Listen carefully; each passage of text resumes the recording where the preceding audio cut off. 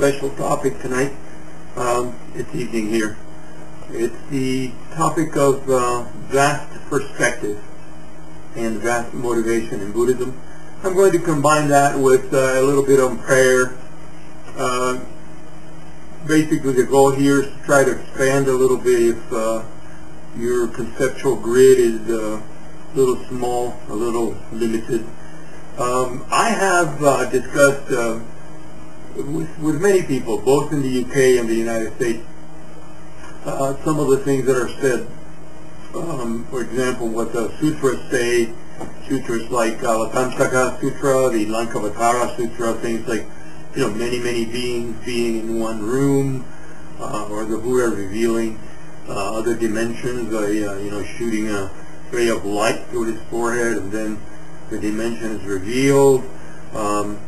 The qualities and powers of the Buddha, things that are, in a sense, you might say, quite fanciful or quite, extreme. I mean, when we read these things in our 21st century mind, we kind of think, well, it's all metaphor. I mean, this could never happen. And, it's the point of view that it could never happen. But every time we say something could never happen, we're conceptually closing off a whole dimension of possibilities. For example, think about, 800 years ago, somebody saw television, a cell phone, man going to the moon, humanity going to the moon. They would have said, either it's impossible or it's a miracle. And of course, there's many legends that are, we certainly have shown not to be true, like, the earth being flat and falling off the edge of the earth.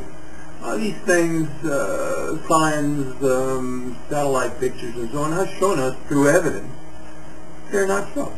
However, it's one thing to know certain things through evidence have been invalidated, and another one is to say something that we had no evidence in either direction. That's absolutely not, because there's no evidence, absolutely not. And I think that's part of what I'm talking about here, expanding our minds. When we talk about vaster vision, let's talk about the, let's talk first a little bit about the cosmology of Buddhism at this point in time. The original traditional cosmology says that out of space, a disk of wind rotates so fast that it becomes diamond-like, and then from there emerges a central mountain and several ridges. I can't remember how many, seven.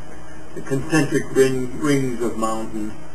The sky is divided in north, south, east, and west, and each sky has a different color. Our southern quarter, Jambudvipa, is the house of the human beings.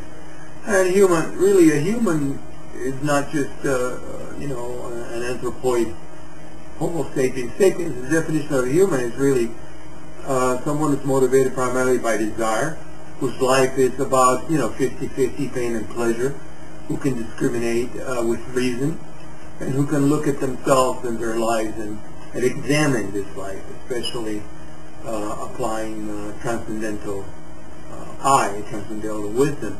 So suppose any of the planets in this universe, many planets, let's say there's some that are inhabited, that have beings that are intelligent, that whose life is half pleasure, half pain, who tend to be driven by desire, who can use discriminating logic and prajna, direct seeing, to look at themselves and their mind stream and the world. Well, they're human. So that's what's meant by human. It's more than just us monkeys here on this particular rock. Buddhism has a much, again, here we go, vaster vision. And in this universe, there may be many worlds that are inhabited with living things. And also, the Buddhist cosmology includes, spirits, hungry spirits, and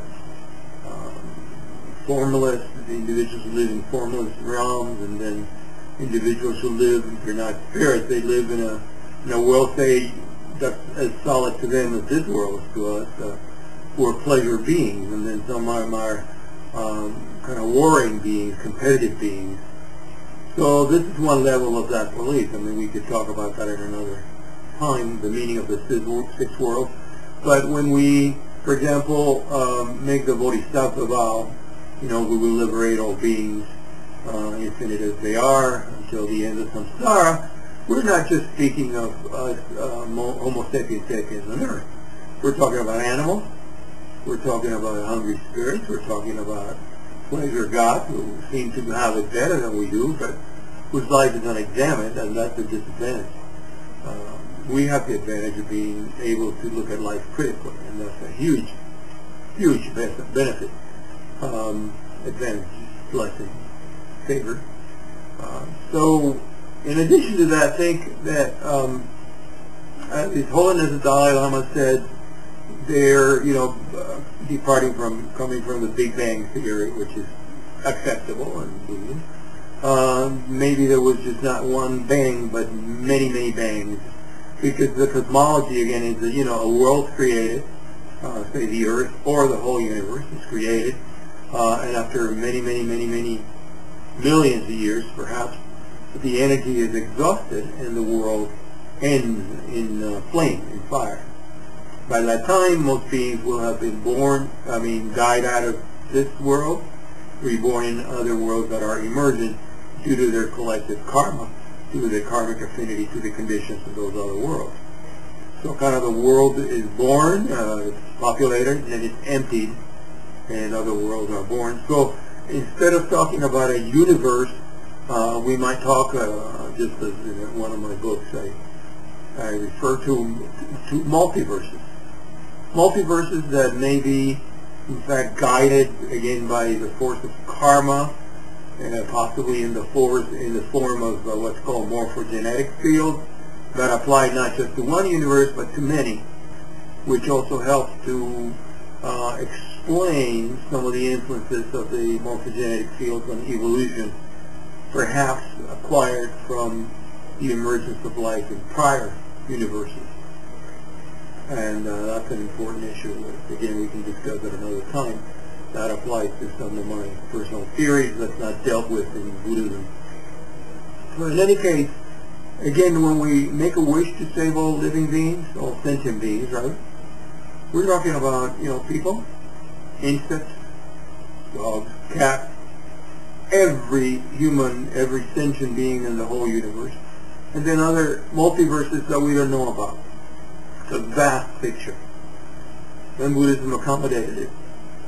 So when you make your prayer, which is the movement of the mind, make prayer when you say the Bodhisattva vow, don't limit yourself. It's sort of an ever-expanding concentric circle from me to my loved ones, to my friends that I like and love, to people who are neutral to me, to people in the bank, people in the bus, to people I'm not crazy about, either through knowing them in the media or having personal negative contact with them, to people that I might consider my enemies.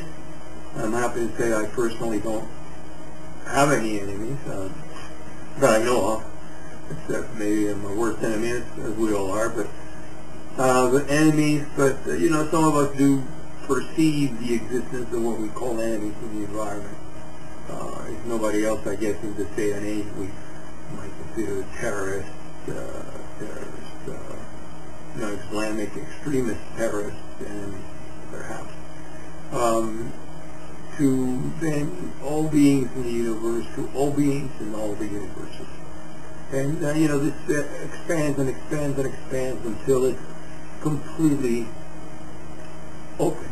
And that's the point, I think, of these practices of loving kindness and tonglen, is that it helps your heart become more expansive and more expansive and more expansive until it reaches all the universes, all the living beings in all the universes. Now that's vast motivation. That's vast. And yet we underestimate ourselves. We look at our little body, our little constricted thoughts, and say, how could that be possible? How could a little guy like me reach out vastly? But if you allow yourself, maybe have a little movie in your head, these movies where there's an explosion in space, and there's concentric circles of energy expanding and expanding.